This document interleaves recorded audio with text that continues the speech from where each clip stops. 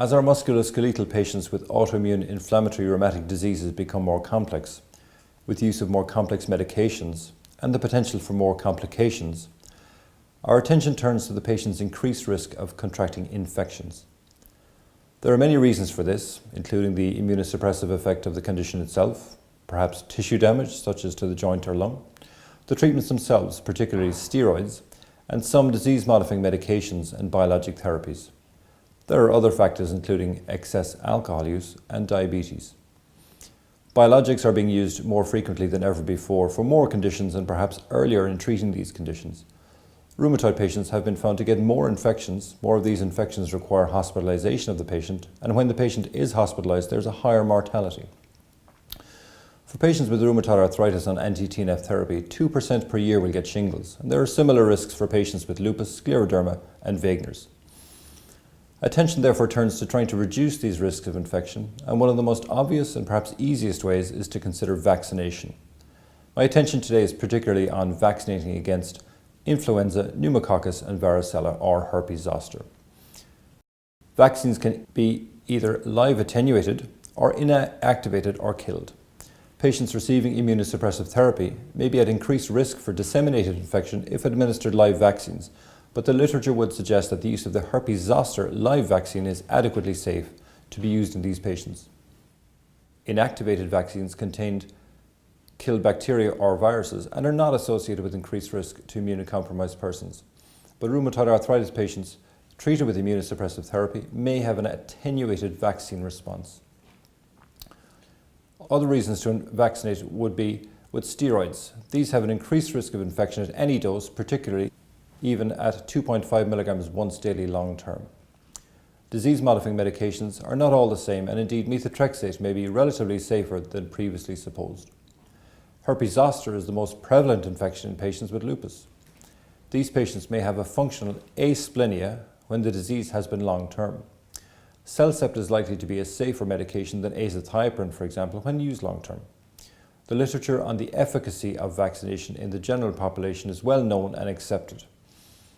In patient cohorts such as the musculoskeletal group, however, this depth of study has not been done and likely will never be done. Therefore, the conclusions and recommendations have been extrapolated from the general population vaccination studies. Another important point is that most studies looking at the efficacy of vaccination looked at surrogate markers such as antibody levels and less frequently on clinical endpoints. However, it is beyond doubt that vaccinating the general population reduces their risk of developing that particular infection. There are case reports of vaccines exacerbating underlying autoimmune inflammatory rheumatic disease, but prospective studies have not supported this. Also, it is possible that live vaccines can cause live infections, but the chances are extremely low, and the vaccine against zoster is not considered a significant risk in this area. When considering vaccine for herpes zoster, it's important to take a chickenpox history. Some patients may imagine that they have had this condition, but if unsure, it's easy to check the varicella zoster IgG antibodies. In fact, in the UK, the herpes zoster vaccine has recently been introduced for all the population over 70 years of age.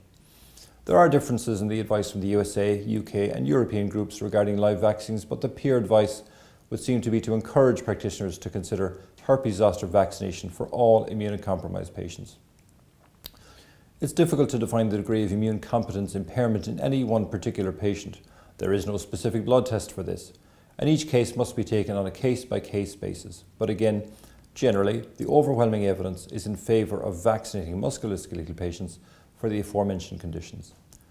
The Department of Health in the UK, however, recommends not vaccinating immunocompromised patients who have no evidence of varicella exposure. That is, those in whom the varicella zoster IgG antibodies are negative.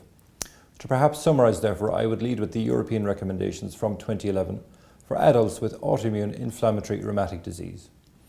The European Rheumatology Group would recommend that the vaccination status should be assessed in the initial workup of every patient. We should try to vaccinate the patient during stable disease. Live attenuated vaccines should be avoided where possible. Vaccines can be administered during treatment with disease-modifying medications and TNF blocking agents, but ideally before B-cell depletion therapy. Perhaps the most commonly used medication for B-cell depletion currently is rituximab or MabThera. The influenza vaccine should be administered annually whenever possible. The pneumococcal vaccine should be administered whenever possible, usually every 5 years. Tetanus toxoid vaccine should be administered in accordance with general population guidelines. Herpes zoster vaccine should be considered in all immunocompromised patients.